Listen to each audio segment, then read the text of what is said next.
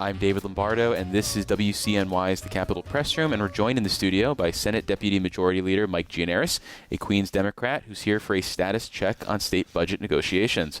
So it's pretty clear what the governor is prioritizing in this year's state budget. The things she's out front on are money for child care subsidies, changes to state environmental rules impacting new construction, rollback to New York's greenhouse gas reduction efforts, and policies that will allegedly bring down car insurance costs. But from your perspective, what are Senate Democrats prioritizing in negotiations? Well, the funny thing about this budget being late is that much of it is the same. Child care, subsidies, support for mass transit, support for New York City, which is still up in the air, are some of the things that we care about greatly. But so much of budgetary priorities are in sync. It's just the handful of things that are dangling are really tricky to figure out, and that's why we're here a couple of weeks after the budget deadline. Yeah, the narrative from the Senate leader, Andrea Stewart-Cousins, is usually that the Assembly, Senate, and governor are rowing in the same direction. I think that's pretty clear with the 80 to 90% of the governor's initial executive budget proposal that everyone's usually on board with. But I guess I'm curious, when you're in these rooms, when the governor and the leaders are talking and the governor says, well, this is what I want, I mean, what does the Senate or the Assembly come forward and say they want? Is it as simple as we need support for New York City? Because I could see a world where the governor thinks that's a priority for herself as well. First of all, it depends what you mean by budget. Sure. Right. I would say strictly speaking, on the budget, we're probably 99% of the way there. It's not the numbers and the dollars and cents that are holding us up. It's all the things that have nothing to do with the budget. That the governor is pushing. And her strategy year after year seems to be, I'm not talking about the dollars until we figure out the things that I want done that are strictly policy-based initiatives. And so she'll come to the table and advance those, whether it's rolling back environmental regulations we're really proud of, or doing the bidding of the insurance companies on tort reform, which traditionally is a Republican agenda item, but she's embraced it, so be it. And that's what's really holding us up now beyond anything else. Yes, we're still trying to get additional money for New York City, and that's a bit of a holdup because, as is well known, she doesn't want to increase revenue raisers to do that. But that's something I assume we'll hash out as we get through the final days of the budget. It's really the policy-based stuff now that's slowing us down. Does it seem like this will be another year where there is not any significant tax increases in the final budget, whether it is on high-income earners or large corporations? Well, mind you, what we're talking about, if we're talking about the New York City piece of it specifically, we're in a conversation about whether New York City should be authorized to make their own decision about whether they want to raise the city-based income tax or corporate tax.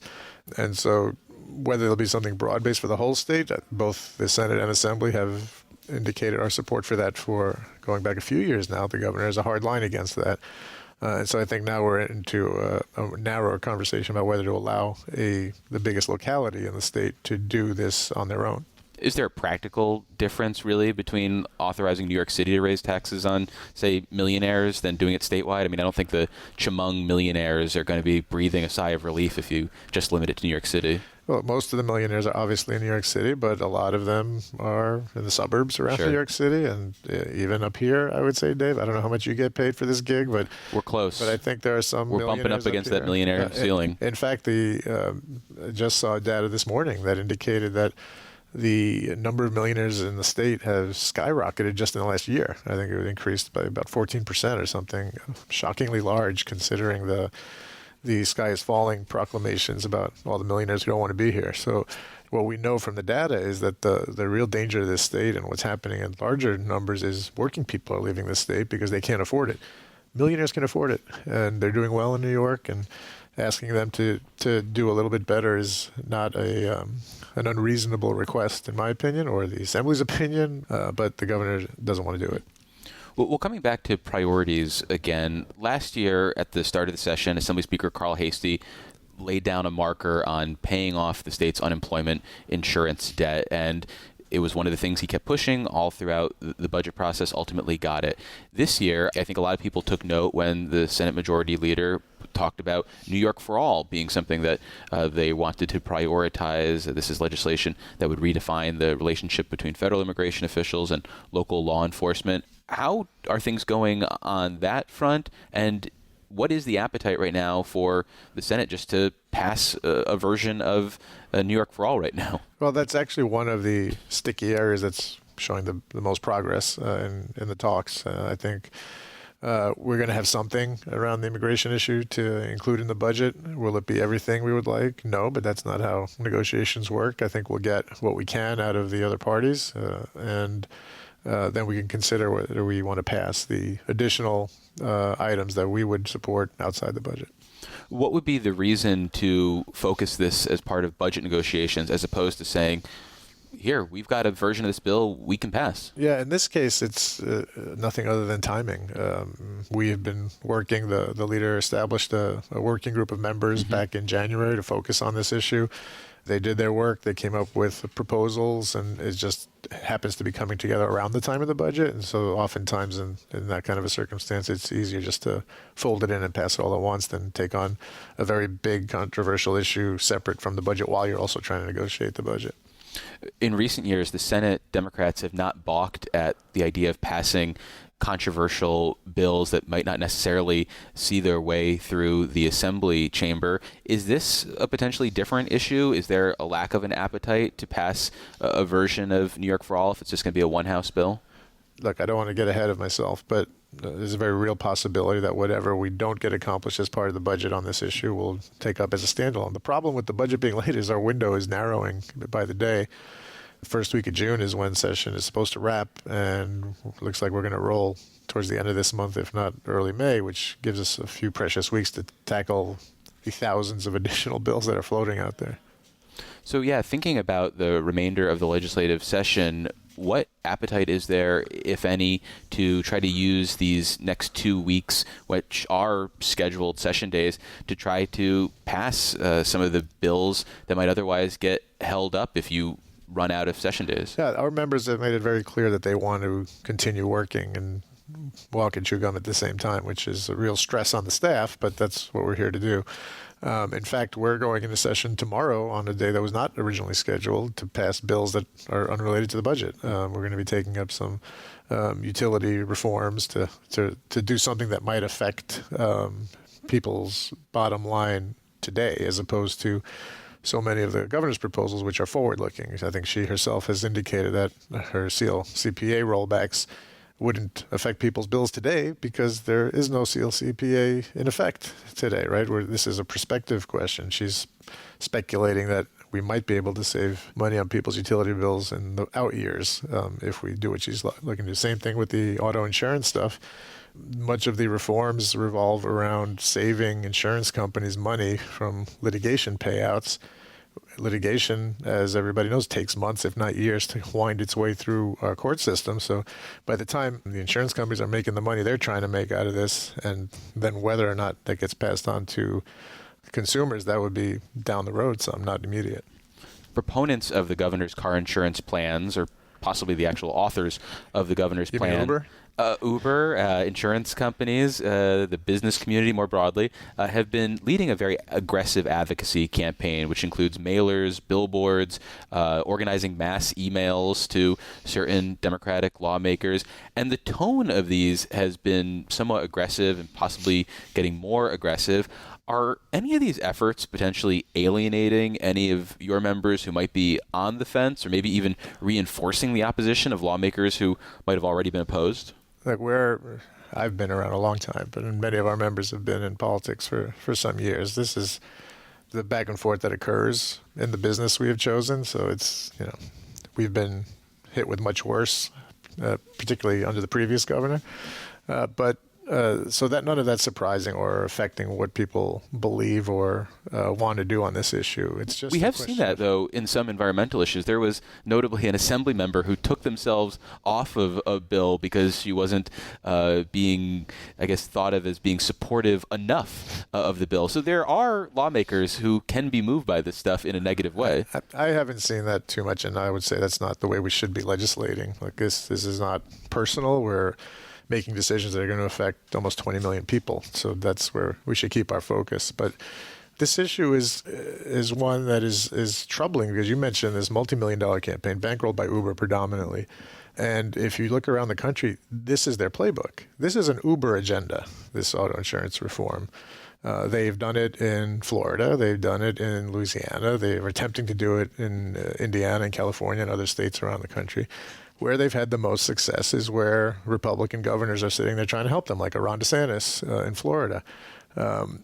This is an item that the governor's embraced as something she wants to do, and so we're working our way through it. But it's troubling to me that Uber finds it in their interest enough to spend tens of millions of dollars to try and enact these reforms. What does that say to me? That says to me that they intend to make a lot more money than that on the back end if this passes, because to them it's an investment. They're dropping $30+ million around the country, maybe more at this point, to try and make these changes, and I'm sure they think they're going to make money. You don't think ultimately, though, there could be overlap between their interests and the interest of drivers who are looking to pay less for car insurance?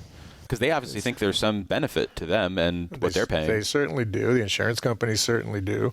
Then the question we have to decide as policymakers is, what does this mean for consumers at the end of the day? We all want insurance rates to go down. And I see in the governor's proposals how the result of all that will be that Uber and the auto insurance companies will make a lot more money. How does Uber make more money out of it? Well, they apparently are the largest insurance payer in the country due to all the drivers that they have and all the vehicles that they use for their services. So if their coverage is going down, shouldn't my coverage go down too? Yeah, presumably. Well, this is the question now. If, like I said, you see how the insurance companies are going to end up making money from this.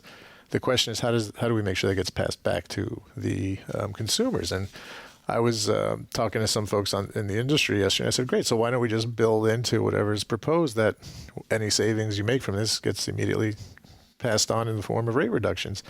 And they started hemming and hawing. And, that sends up a red flag to me. Like, if they're telling us the rates are going to go down, let's just write that into the law. Mm-hmm. Maybe that's where we end up. I don't know. The discussions are ongoing. And after a quick break, we'll have more on state budget negotiations with Senate Deputy Majority Leader Mike Gianaris, a Queens Democrat. Support for the Capitol Press Room comes from O'Donnell & Associates, a public affairs firm providing strategic guidance to businesses and nonprofits on navigating policy and regulatory issues. More information is available at o'donnellsolutions.com. I'm David Lombardo, and this is WCNY's The Capitol Press Room, and we're continuing our conversation about state budget negotiations with Senate Deputy Majority Leader Mike Gianaris, a Queens Democrat. And before the break, we were talking about language that the governor is pushing in the state budget to potentially lower car insurance costs. To date, the governor has not laid down anything concrete about reforming the excess profits law and what their amount of money they're allowed to keep when Department of Financial Services reviews their financial filings. And this is the problem when you have insurance companies writing the proposals that get embraced. I mean, there was a situation where I think one of your colleagues in the press asked the governor's press office for some justification of or talking points around this issue.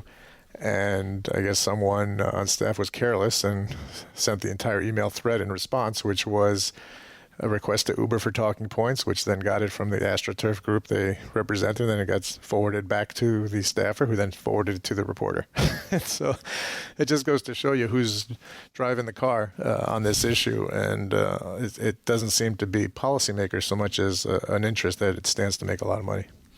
Speaking of the idea of who's driving the car, so to speak, I think for a lot of people who got engaged over the last year in politics in New York because of now Mayor Zohran Mamdani's campaign, think of him as having this sort of outsized role in not just New York City politics, but New York more broadly. And I'm curious how much power you think he is wielding in these budget processes. Is he something, sort of force that hangs over this discussion at all? I mean, yes, but he has not taken a confrontational approach. No, he's avoided confrontation, right. In fact. And I would say that's not here on tax increases. I would say that's astute of him, and it comes in part from having served up here and realizing the dynamic. The state lords over its localities by force of the Constitution in this state. And so for the city to get to do most things it wants to do, it needs state approval. So a confrontational approach, which was tried by previous mayors and who had a very acrimonious relationship with the then governors, never works. And so he's trying an approach that is collaborative, and hopefully that'll get him to a place where much of his agenda can be enacted. Now, look, he's made progress on childcare, and I think that's been a success. Hopefully we'll get somewhere on the free bus issue, which both the Assembly and Senate want to reinstate as a pilot. And whether they get the revenue they need to close their budget gap is the big question. We're trying to resolve that. How much, if at all, are you hearing from members about their upcoming June primaries and how that might be shaping what, if anything, they're looking for in the budget? Well, it's a narrow universe because I think most of our members are not engaged in primaries. Some certainly do. Some are very contentious. But, that we're always dealing with, we're up for election every 2 years. Not me anymore, but my colleagues. And so that's always hanging in the balance of doing your job and then going back to the voters to get approval for your performance. And so it goes back to, for me at least, to one of those things where you do a good job up here and people are happy, you'll get reelected. So you don't have to worry about that sort of thing. To try and micromanage the issue of the day to gain political advantage in the moment is not a terribly effective strategy. I suppose people do it, but if overall you're doing a good job, you're responsive, you're doing your work back home, people respect that even if they might disagree with you on a particular issue. And I guess they can always point to the one house budget and say, look what I secured. Don't get too stressed about the fact that it's just a one house budget. That is not happening, yeah. Look, the one house budget is our wish list of things we'd like to see happen. It never is fully enacted. The governor's executive budget is never fully enacted, right? This is the back and forth that occurs between January and supposed to be March 31, but whenever the budget's done. Are you hearing from members about the personal financial ramifications of a late budget, and how, if at all, does that begin to influence what lawmakers are willing to go for? Because as listeners may or may not know, you guys aren't getting paid when there's a late budget. I'm going to sound like an old man now. I was around when that was enacted under George Pataki. I was in the Assembly at the time. And in all my years here, I have never seen a single legislator make a decision based on the fact that they weren't getting a check for a few weeks. It's almost a point of pride not to yield because of that. And so it creates some temporary hardship for people, but I think it's something all the legislators that I know are willing to endure to get over the finish line. Is it resulting in increased demand for state Senate craft services or your candy or something like that? No, not particularly. You think people are so hungry they want the dots out of my desk in the chamber? No, we're not at that level. People find ways to deal with it, whether they have partners who are bringing in an income that helps them get through, or there's opportunities to take loans out against your deferred comp plans, or right. There's different mechanisms that exist to get some cash flow going in the interim. And so, as far as I know, most of the members have figured this out over the years, so they can get through a couple of weeks.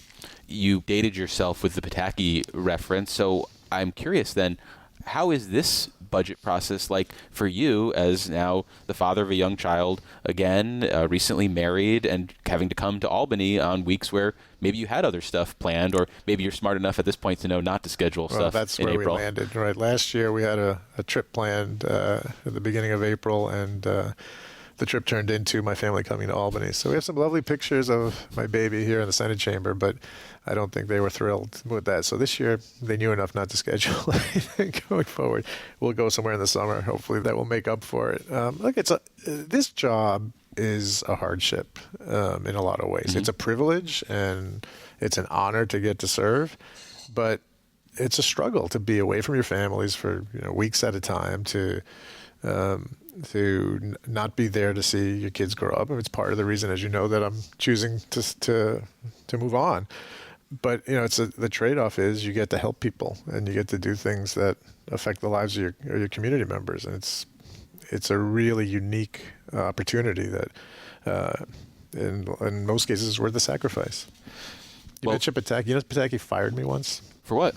And what were you doing that you were working for him? I wasn't working. Well, for a week, I guess I was working for him. I was working for Mario Cuomo. Okay. And, and he lost the election in '94. And it took them a week or two to find me.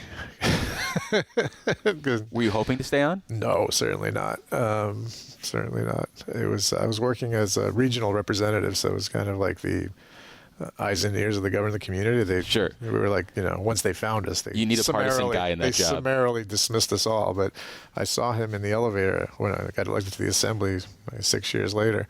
And I said, hey, Governor, I'm so-and-so, assemblyman, whatever. He says, oh, nice to meet you. I said, you fired me a few years ago. And he was like, what? He's like, what were you doing? I explained it to him. He laughed. But, he was a very well-mannered guy, I'll say that. Of all the governors I've served with or for, he's probably the nicest guy. Well, of all the governors you've had any sort of relationship with, which one would make or would have made the best president? Well, this is a controversial take. Mario Cuomo, certainly. I don't think that's that controversial. Yeah, that's not. I just thought of that. What was your hot take going to be? My hot take was going to be Elliot Spitzer. The guy has serious personal problems and personality issues that got him into a whole lot of trouble. But although in context with today, but in terms of his policymaking and his drive to get things done, I mean, he was very effective in the short time he was here. It's funny, we're talking about auto insurance. He tried to tackle that issue in a way that was much more collaborative and had the best promise that I've seen. And he was convening meetings with insurance companies, trial lawyers, doctors, the whole gamut of high-powered interests that revolve around that issue.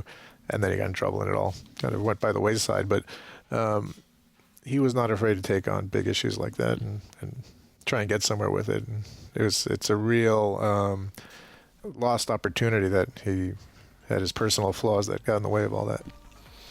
Well, we've been speaking with Mike Gianaris. He is a former George Pataki staffer and now the Senate Deputy Majority Leader here in Albany. Senator, thank you so much for making the time. Thanks a lot, Dave.